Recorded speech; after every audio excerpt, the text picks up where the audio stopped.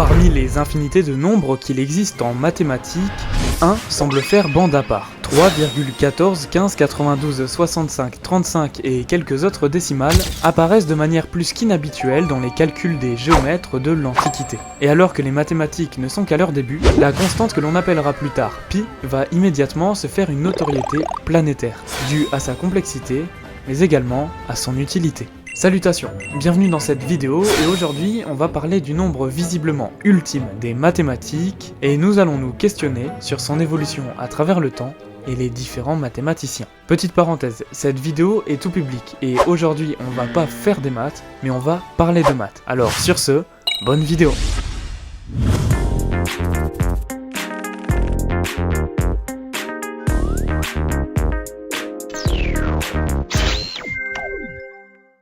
Alors, la question qu'il est légitime de se poser, c'est pourquoi pi ?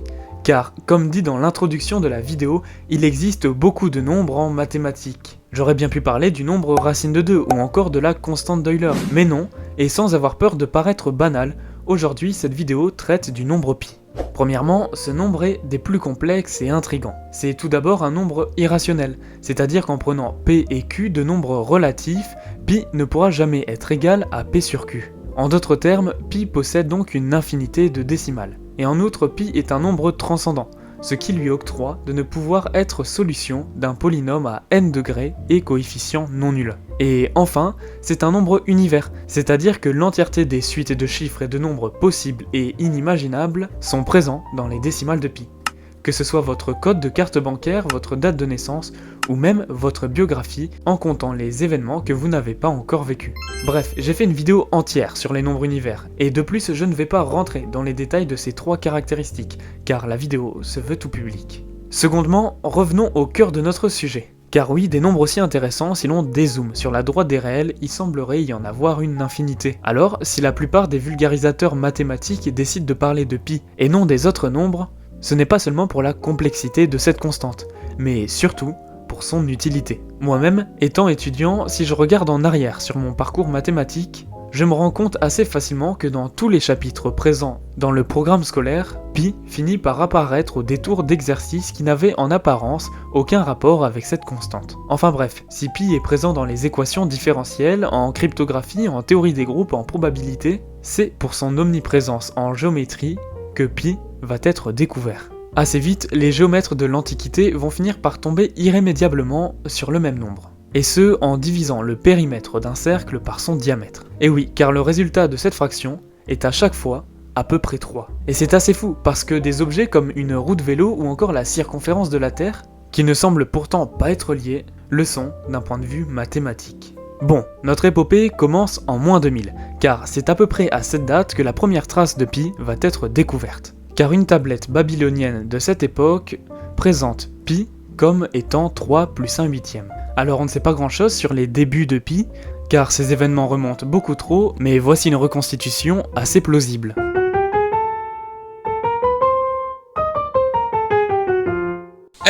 Viens voir! Salut, tu fais quoi?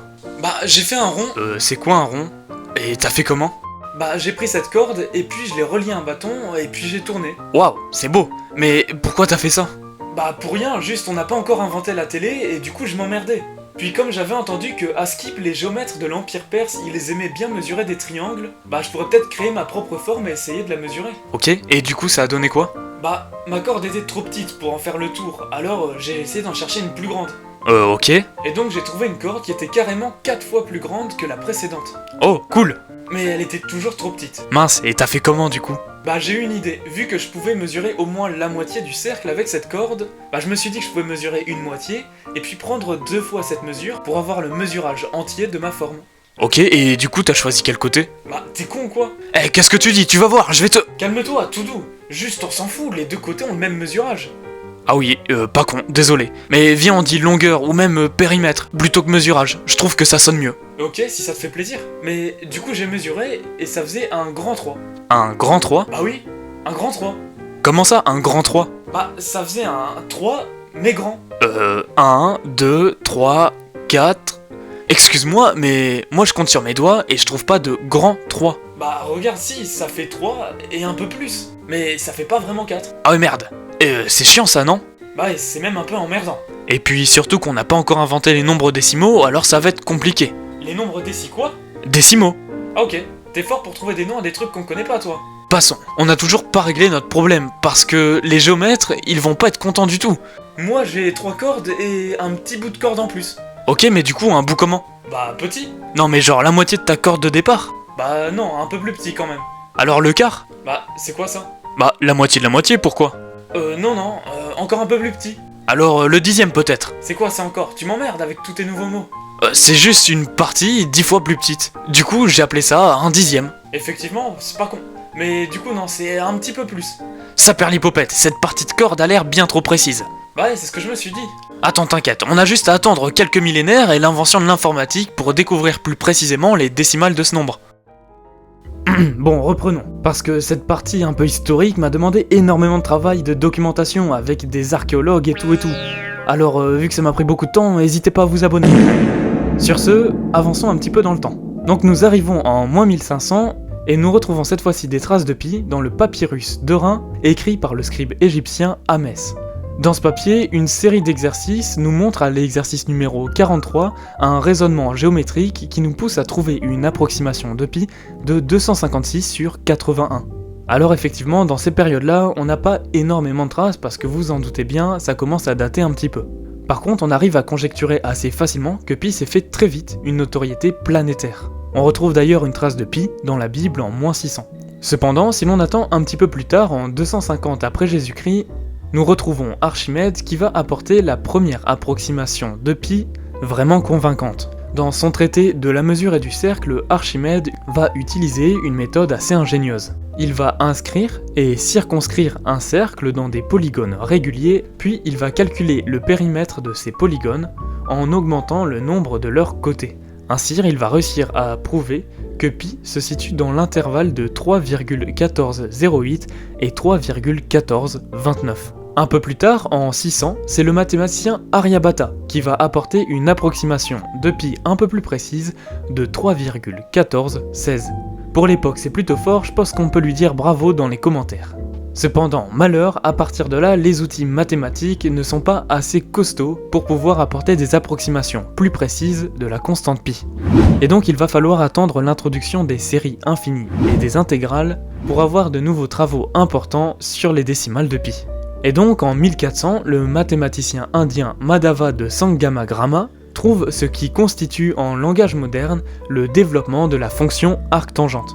Alors, pour vous la faire simple, il va se rendre compte que arctangente de x, c'est égal à x moins x au cube sur 3, plus x puissance 5 sur 5, moins x puissance 7 sur 7, etc. Et en fait, cette somme infinie va pouvoir s'écrire comme ceci. Donc ici on a la somme des k allant de 0 à plus l'infini, de moins 1 puissance k facteur de x puissance 2k plus 1, le tout sur 2k plus 1, avec x compris dans l'intervalle moins 1, 1, borne fermée. Et donc en prenant certaines valeurs pour x, on va pouvoir avoir des valeurs assez précises de pi, notamment en utilisant le cas de x égale 1. Cependant, la convergence de cette somme est bien trop lente, alors on va choisir le cas plus complexe, mais plus utile, de x égale 1 sur racine carrée de 3. Enfin bref, à partir de là, tout va s'accélérer, que ce soit avec les intégrales de Brouwer ou encore avec la méthode de Monte-Carlo, qui a été traitée dans quelques vidéos que je vous affiche à l'écran. Pas mal de mathématiciens vont mettre leurs mains à la pâte et vont réussir à trouver toujours plus de décimales de pi. En 1579, François Viette, un pilier de l'algèbre linéaire, donnera 12 décimales de pi avec un encadrement dans son canon mathématique. En 1591, Adrien Romain donnera 15 décimales. Puis seulement 9 ans après, le mathématicien Ludolf von Eulen donnera 35 décimales de pi. Et enfin, il faudra attendre 1706 pour que John Machine soit le premier à trouver les 100 premières décimales de pi, et grâce à une méthode encore une fois astucieuse, qui est l'égalité suivante. Pi sur 4 égale 4 arctangentes de 1/5 moins arctangente de 1 de 139e. Donc ce nombre à connotation assez mystique qui semblait sortir d'un chapeau il y a de cela quelques millénaires semble aujourd'hui être apprivoisé par la sphère mathématique. Il sera notamment rendu populaire grâce aux travaux de John Williams, qui introduira la notation connue du nombre pi. En fait, si l'on écrit circonférence En grec, la première lettre du mot circonférence est ce symbole, et c'est la 16e lettre de l'alphabet grec. Toujours au 18e, ce sera Euler qui va populariser cette notation introduite précédemment. Enfin bref, pour toutes les raisons qu'on a vues précédemment et bien plus encore, pi sera connu de toute la population mondiale, même ceux qui ne font pas de maths. Et oui, notre constante d'Archimède en a fait du chemin, et aujourd'hui, elle a même un jour qui lui est dédié. C'est tout simplement le 14 mars, parce que cette date en anglais se lit 03-14. Cependant, les plus malins d'entre vous auraient envie de me dire, mais au final, à quoi ça sert de savoir autant de décimales ? Car oui, si je vous l'ai pas encore dit, aujourd'hui, on connaît plus de 100 000 milliards de décimales de pi.